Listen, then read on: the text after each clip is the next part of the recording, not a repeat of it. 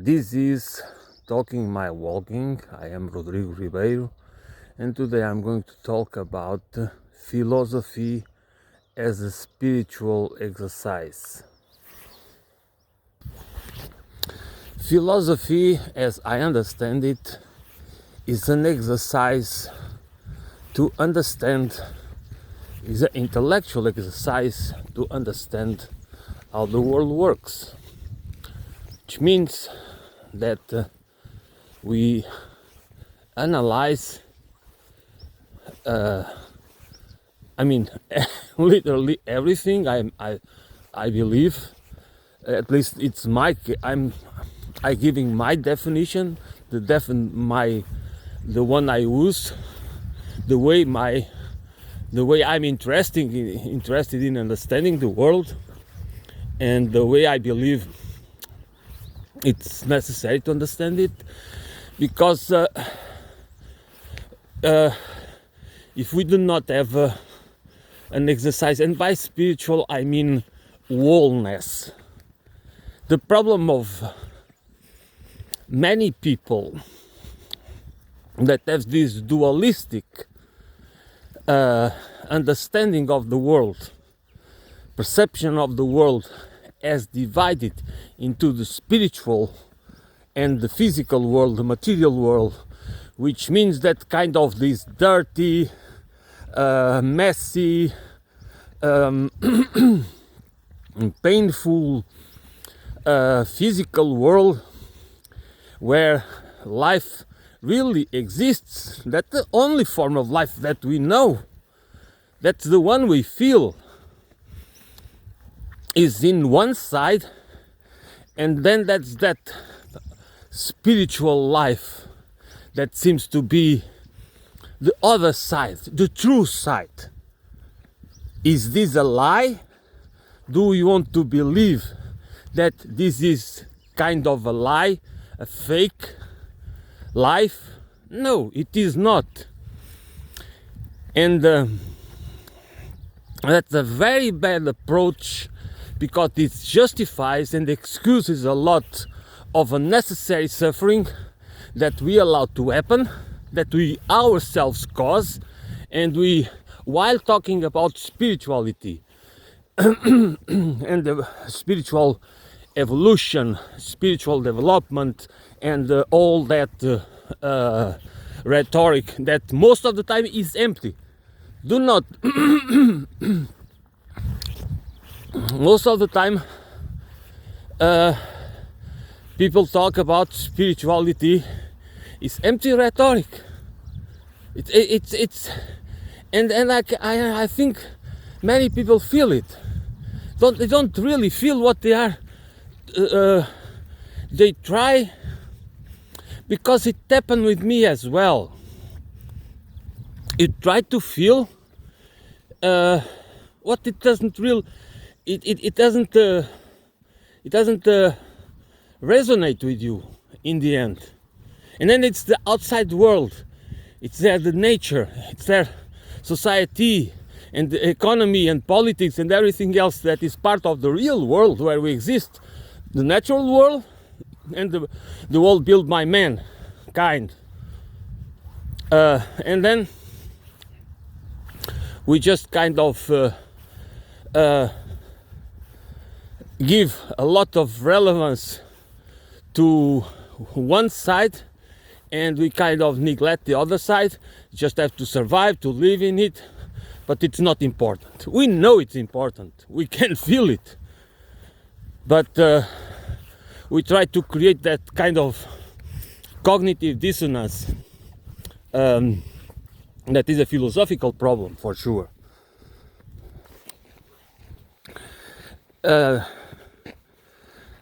Philosophy to me is really the pursuit of not knowledge. It's okay, it is the love of knowledge, but to me is mainly the love of truth and justice.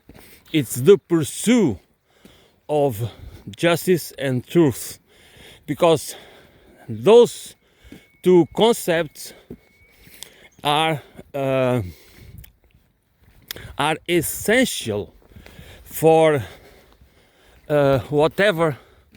I mean, are essential, in my opinion, for an understanding of the world, but also for true spiritual development. And again, I have to repeat it again and again, because my point is truth and justice.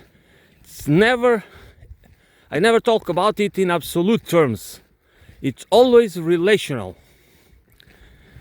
And spirituality or spiritual development is also about the relation with life through the lenses of justice and truth, through the lens of understanding with intellectual humility.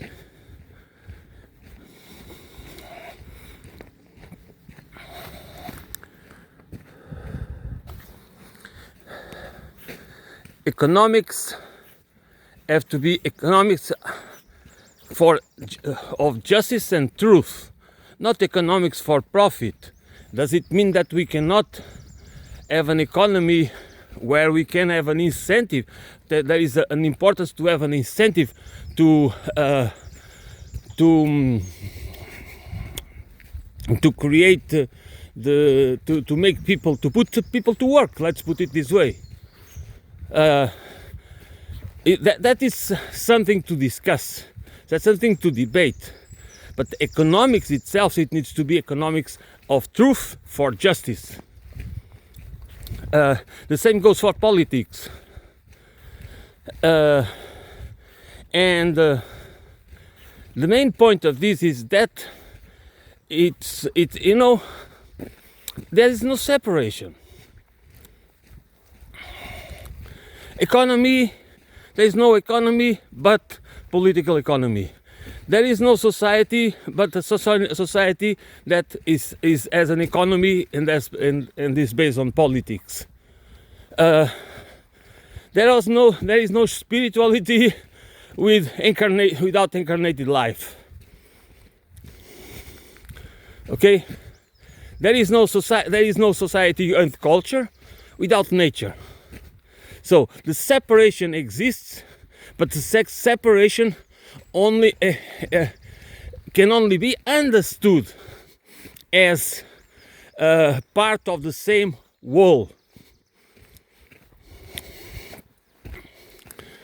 Otherwise, we get a lot of confusion, and we are going to be manipulated by the ones that want divisions and want and use these dual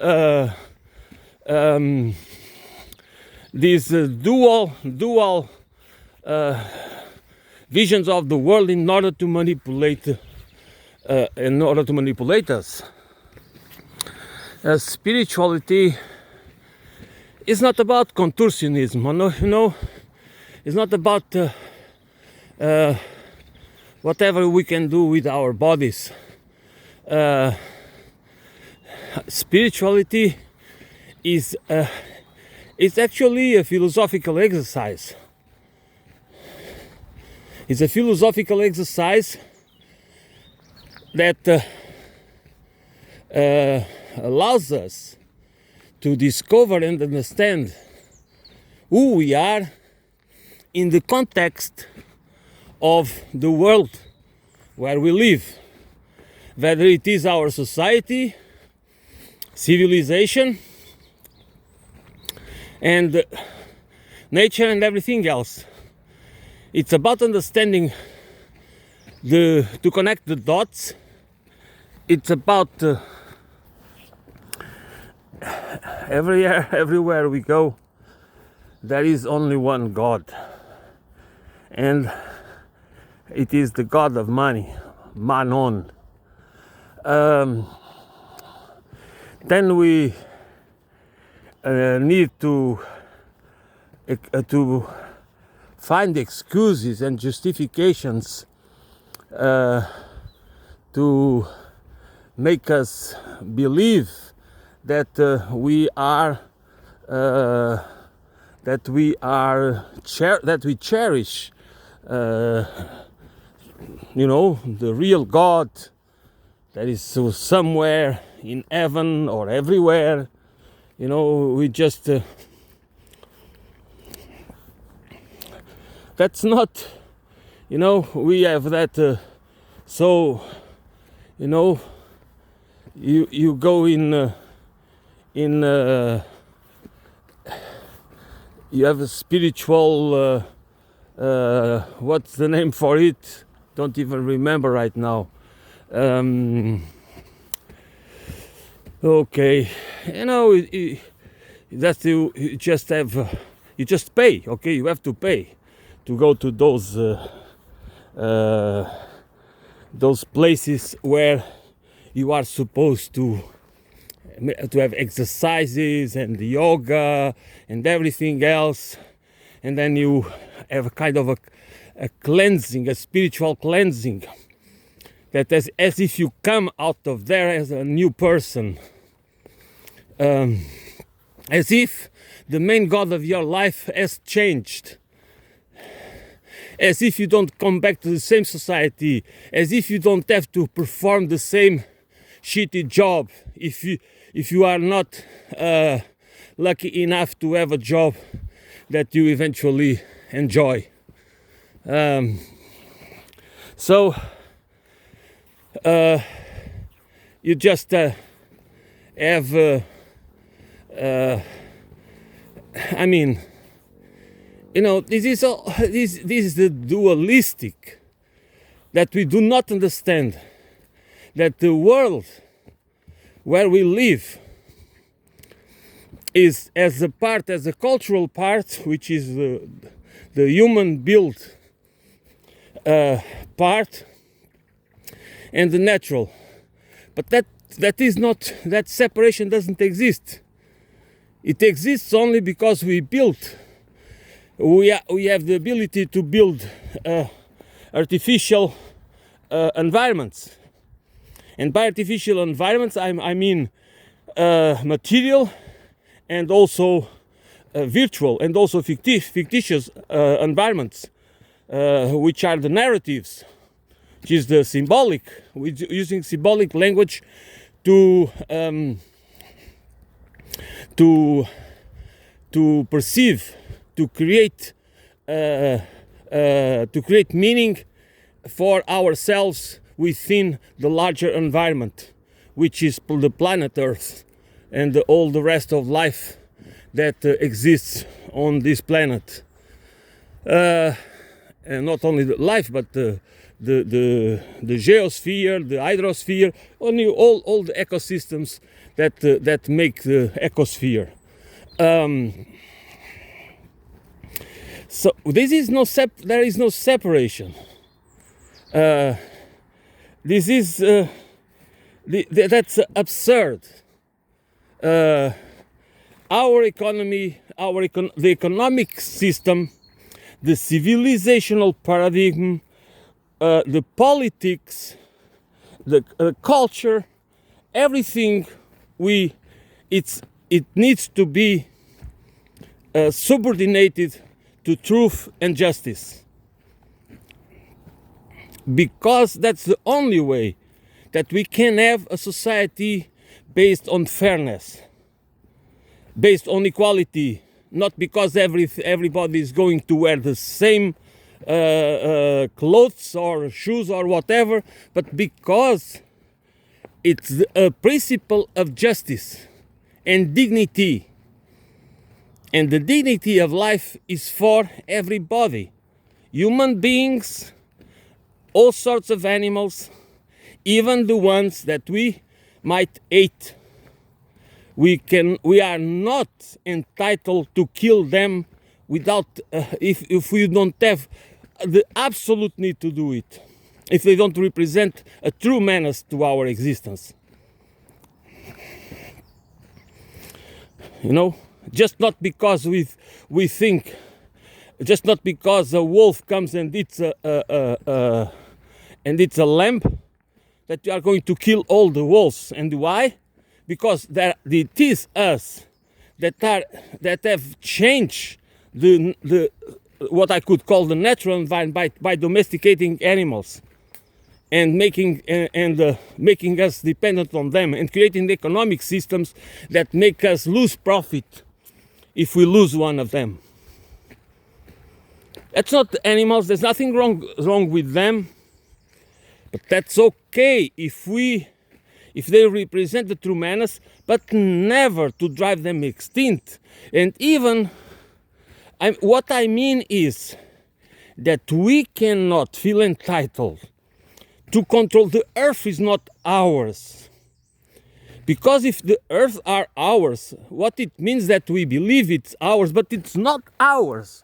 In the sense, it doesn't belong to all of us. It belongs to the ones that controls our lives, because we have no agency whatsoever. What we have we are voluntarily or involuntarily subordinated and submissive. We are under the submission to the oligarchs and plutocrats that really control, pull the strings and make the laws and dictate the policies and everything else. So we are not the point is we need to understand that everything is interconnected, and we need to have an holistic understanding. That's why philosophy is important, and the philosophy needs to be a spiritual exercise. Because there are lots of separations in philosophy. You can have philosophy of this and philosophy of that and blah, blah, blah. But in the end, what you need is a philosophy of wholeness. And again, by spirituality, I mean the elevation of humankind, the centrality of justice and truth.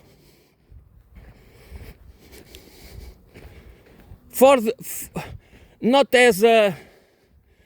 I'm not talking in abstract terms. That's exactly the point.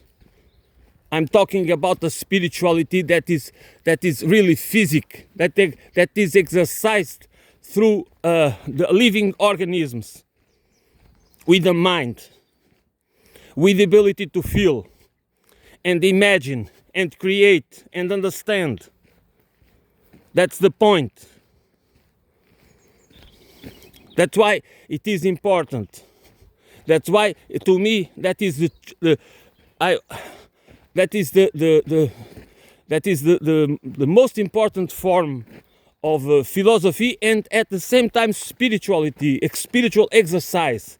Is a practical philosophical exercise of spirituality.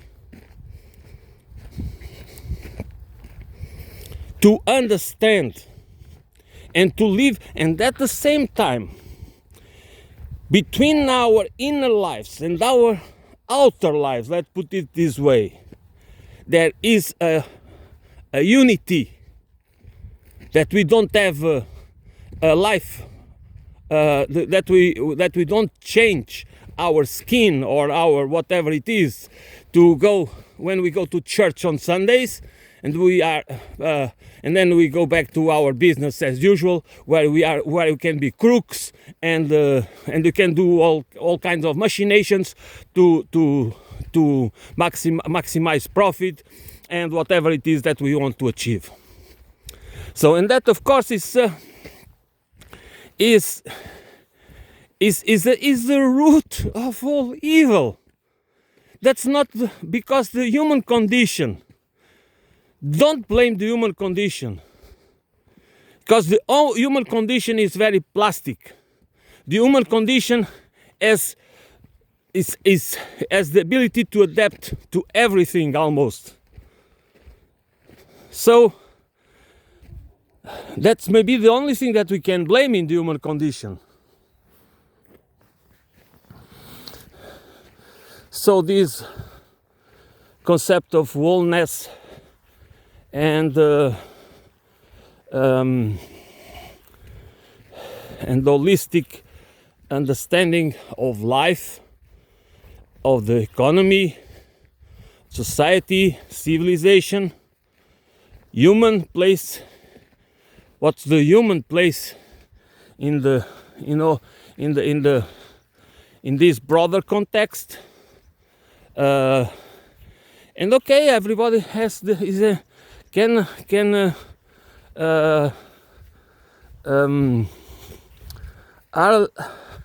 can believe whatever, but we need to submit our beliefs to some sort of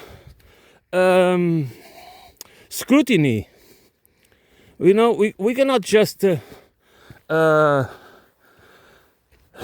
believe whatever we want, because we are free for that, because it's about our freedoms of whatever we want to have freedom. It's not. It's because it has consequences. Because ideas have consequences. There is also some guy, which I don't remember the name, wrote a book about that, which is absolutely true. Ideas do have consequences. That's why we cannot believe that. If we believe that we can have the freedom to believe anything without consequences, we are wrong. There are always consequences out of what we believe. It doesn't matter what kind. If we believe they are good ideas or bad ideas, there are consequences. That's why we need some sort of scrutiny. That's why we need tools, intellectual tools, to use as a sieve. That is important. That's why we cannot just navigate the world as if nothing matters. Because our modern world is, we are simply navigating through a swamp of lies, half-truths, and I mean, it's incredible. It has never been so hard to navigate the world of narratives and the media world and the infotainment world and politics and academia and everything else. It has never been so hard than these days. Nevertheless, we have the tools, or we can cultivate the tools. We can train the tools that allow us to get from point A to point B, instead of being and ending up in point Z or whatever, or nowhere. Because exactly what the powers that be want is that we end up nowhere, that we just get confused, and we just believe that nothing can be changed, that it's going to be forever like this, while they are changing all the time the system in their favor. Because the world is moving, the world is dynamic. It's composed almost of 200 countries, and there is people everywhere changing, creating with new ideas, with new this technological innovation, with this accelerated pace that of course is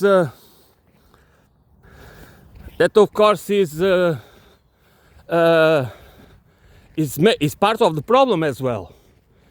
It's too much for us. That's why we are going towards, or paving the way to, transhumanism, to what some call humanation. that we need also to be skeptic. We need to train our skeptical skills, because if we believe that it is innate on us, that we somehow, without studying, analyzing, without training our critical skills and our ability to separate the waters, we believe that we somehow have the ability to just know it spontaneously or intuitively, but we don't. We are manipulated all the time, all of us. Doesn't matter how smart you are.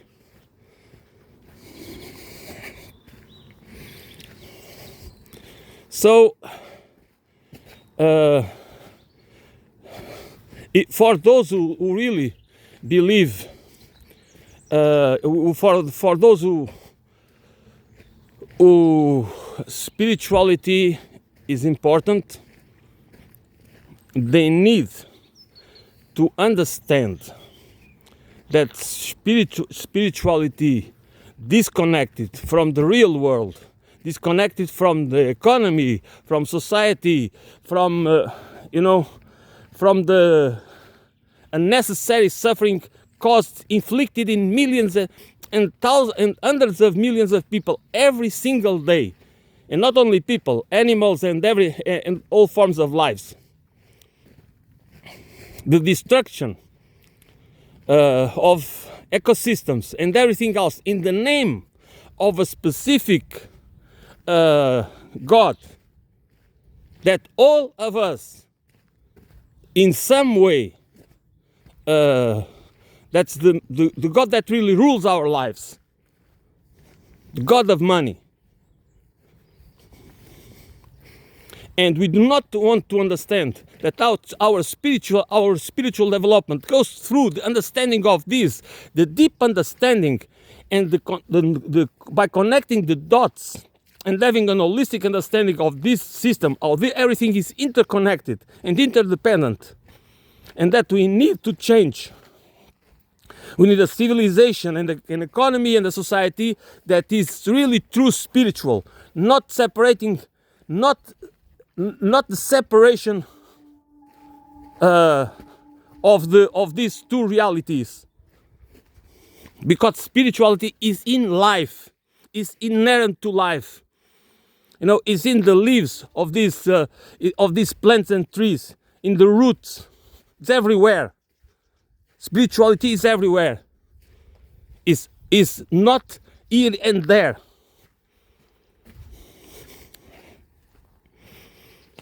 Do not accept ideas that separate flesh from spirit. Flesh and spirit are the same. The spirit can only exist because the flesh exists.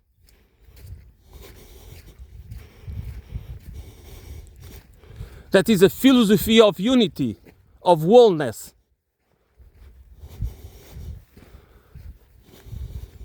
Where everything, that's why philosophy is not for philosophers.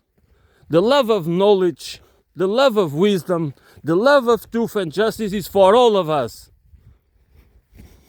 Because it is important, because it is crucial for a society that really wants to put meaning in our single life.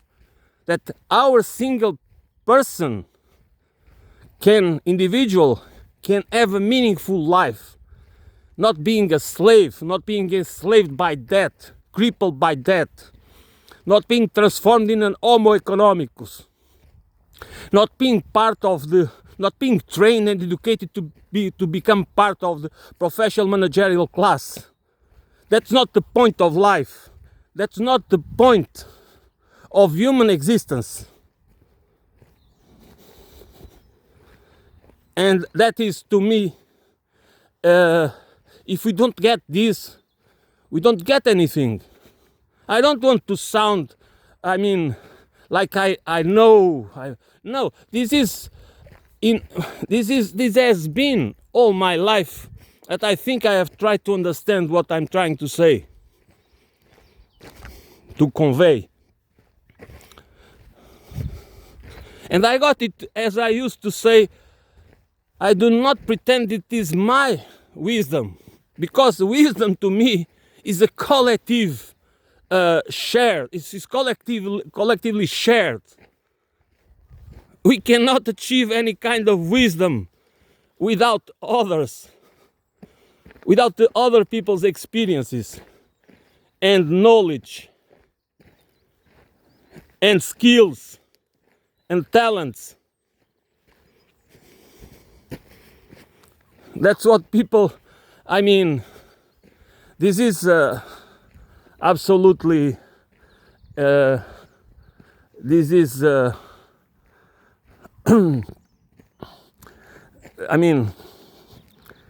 to me this is very clear. That's why I cannot, that's why to me it's very difficult to debate with people, because it's always about divisions. It's always about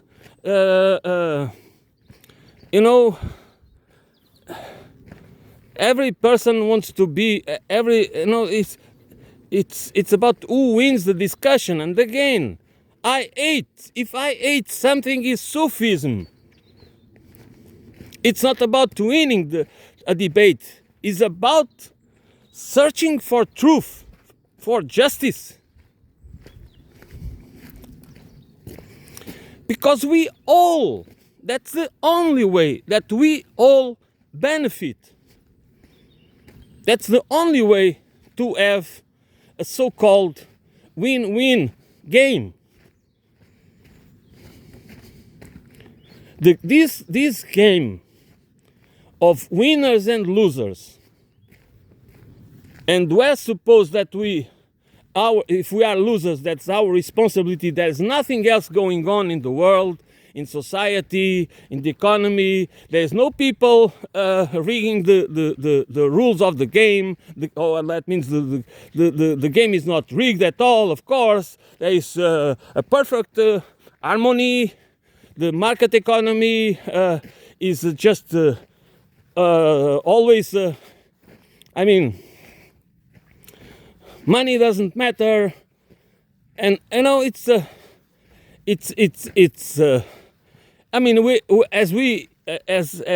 if we are all playing the level, the field. The game is played in a level playing field, which is, we know that is not. So why do we believe so easily that the winners should take it all and the losers should get nothing? And why do we believe in it? Why do we allow ourselves even to understand the world through these lenses? To perceive the world through these lenses? What do we, and by we I mean the many, because of course the few, the beneficiaries of this system, of course for them is perfect, is a perfect system. But for the many, for the majority of people, what do we gain in believing that this is the correct game? This is the game that we all must play, even being a game that in the end is producing 99%, or not 99%, but in many countries maybe 90% of losers and 10% of winners. Just because we are led to believe, we are looking around us and we are always looking for the ones that are worse than us, that then we feel better. We feel better by knowing, by knowing that there are other people living worse than us. What a concept of life. What a principle. What a principle that we think it's nice to compete with others that are in the same situation as us.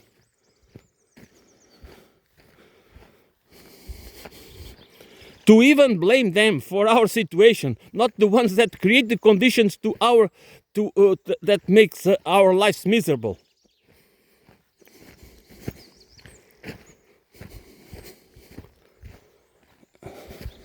And many times we don't give a second thought about these about these certainties, assumed beliefs.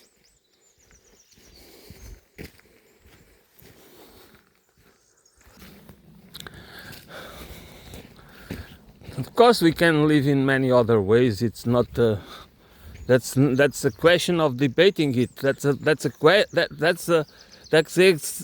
just because we need to learn how to make the right questions. You know, it's always about questioning. It's never about the answer. You know, the answer is important for sure, but first to search for an answer, for a solution, you need to frame the problem properly. Do you want to solve the symptoms? Do you want to attenuate, to minimize the symptoms, to mitigate the symptoms, or you want to find solutions, to go to the roots of the problems?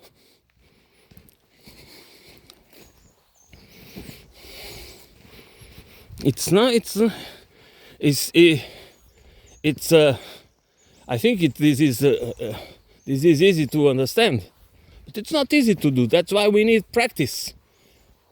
The same way people go to the gym to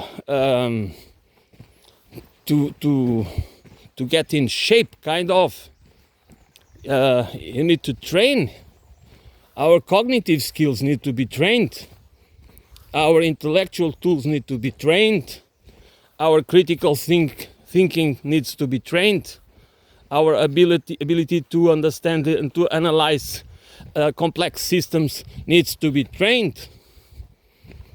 It doesn't matter how smart you are. We live in a complex world, in a multi-layered world, multidimensional world, that are so many variables, and we need tools to navigate it. I mean,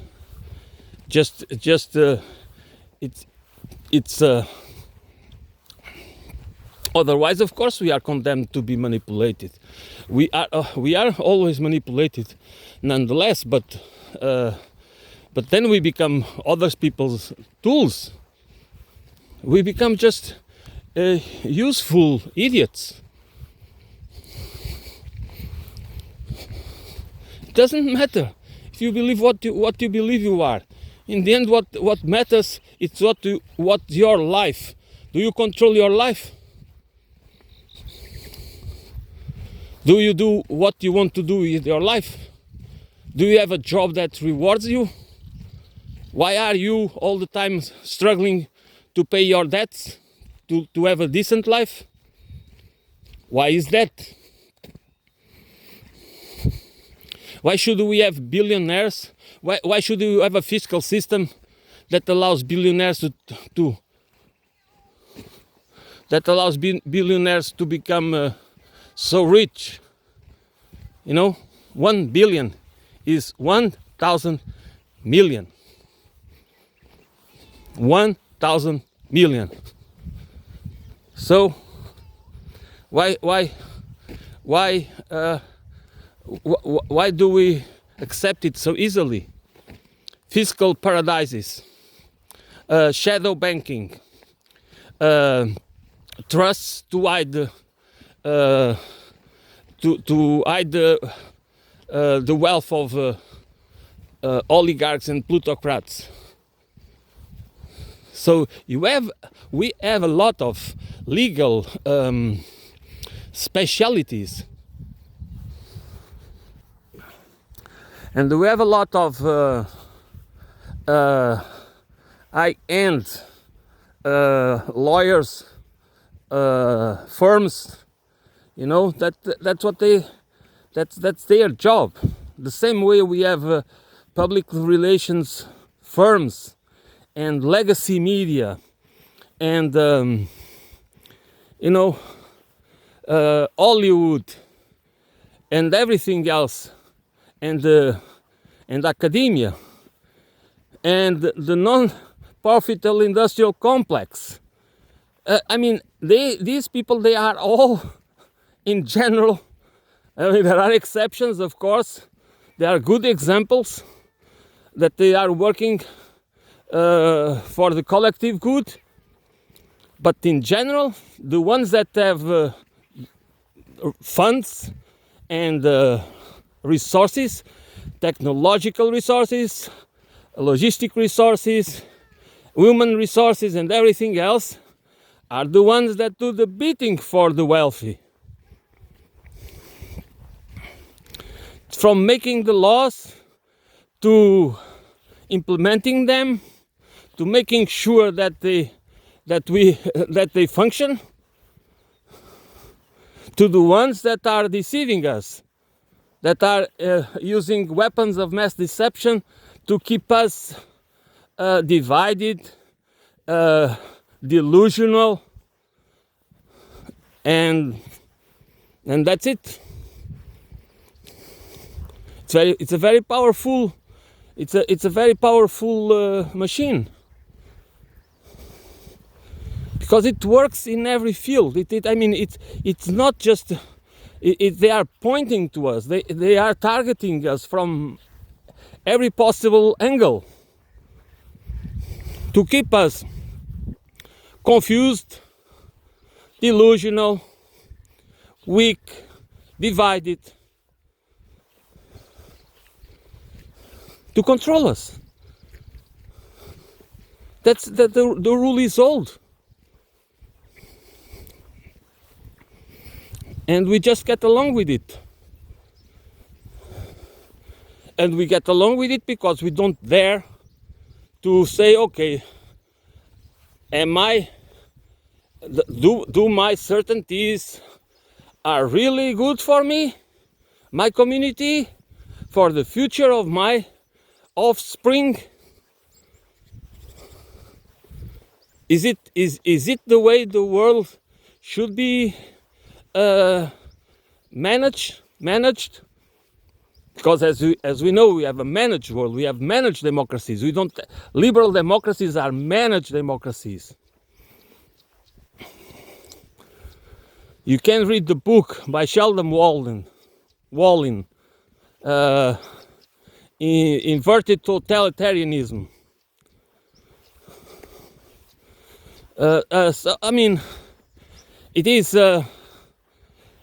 This is really this is mind-boggling. This is also a huge challenge for all of us. But if we do not question, to start with our certainties, we never challenge the dominant narratives that run in our subconscious mind, and that are the ones that dictate our behavior, that dictate how we understand the world. Because our thinking, our reasoning process comes from somewhere. It's based on something. It doesn't come. It's not spontaneous. It doesn't come from. It is spontaneous in this. It comes always from our experience and the knowledge that we have. But that knowledge is there is the more influent ideas And principles and values are the ones that are in the dominant narratives that we believe that are true. That are the ones that control our thoughts. And they are not ours. They have been inculcated. We are colonized. We are indoctrinated. This is not about, we can have this, we have this ability for critical thinking. We have the ability for critical thinking, but that doesn't mean that critical thinking is influenced by, is not free. It's not just a tool we have, independent from ourselves and from our main beliefs and from our biases. That's why this is a complex issue. It's not just that's why it's not easy. But it matters, because actually things societies can be organized in many different ways, and the way our societies are organized presently is functional. It's good for the few. It's not good for the many. Of course, there are people in between that still have good lives. But the trend is bad. The trend we are really bending towards technofascism, transhumanist technofascism, and we should be aware of that, and we should refuse to accept that. The only way to do it is to recover some agency, to acquire agency, political agency, and economic agency, and cultural agency as well, as part of the freedom that we are always talking about. There is no freedom without political agency, economic agency, and cultural agency. And by cultural agency, I mean mostly intellectual agency, that we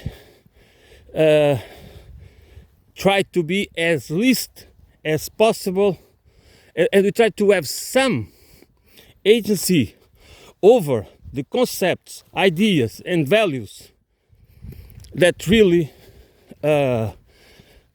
colonize our minds. That's what I mean by cultural agency.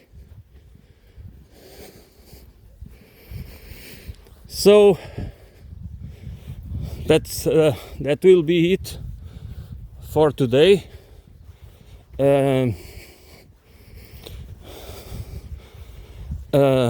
Thanks for listening, and I will be back soon.